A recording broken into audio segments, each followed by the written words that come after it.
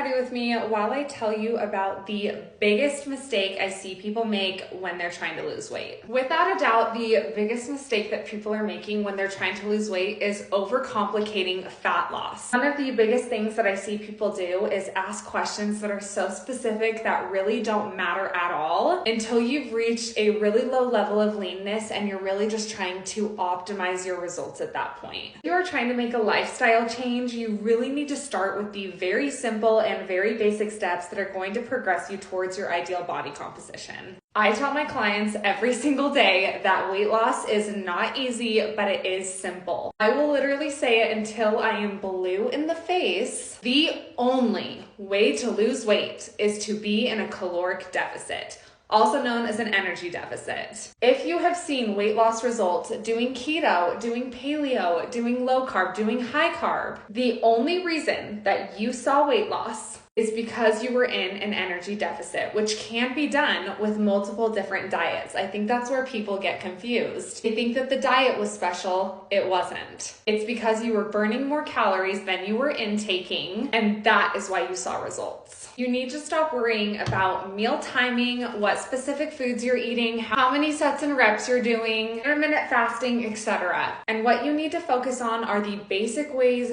to decrease your calories and increase your energy expenditure.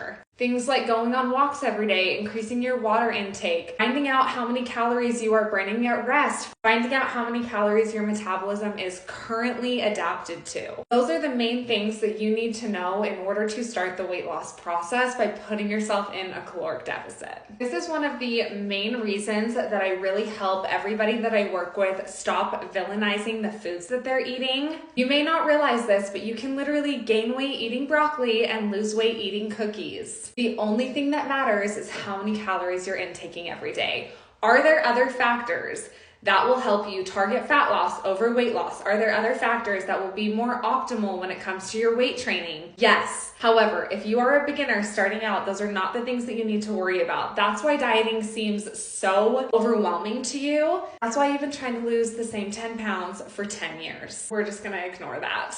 I'll give you guys a really good example. Do you wanna know why so many people have seen results on Ozempic? Because it aids in portion control, which then leads to a caloric deficit. And the only way to lose weight is, say it with me, a caloric deficit. I always tell people that the most optimal diet is the one that is the most sustainable. And dare I say that not eliminating any foods from your diet and being able to have as much freedom with food as possible is going to be the most optimal and the most realistic. If you think about it, you are going to have a lot more longevity with your diet if you know that you are going to be able to still eat the foods that you love while still working toward your ideal body composition. I know that this is really frustrating, but if you are on a diet and you are not losing weight, then by definition, you are not in a caloric deficit. If you are eating really, really low calories, so you think I must be in a caloric deficit, or you're doing a lot of cardio every single day and you're still not seeing results, that means that you are not in a caloric deficit and your metabolism has adapted to your low calories and high cardio over time.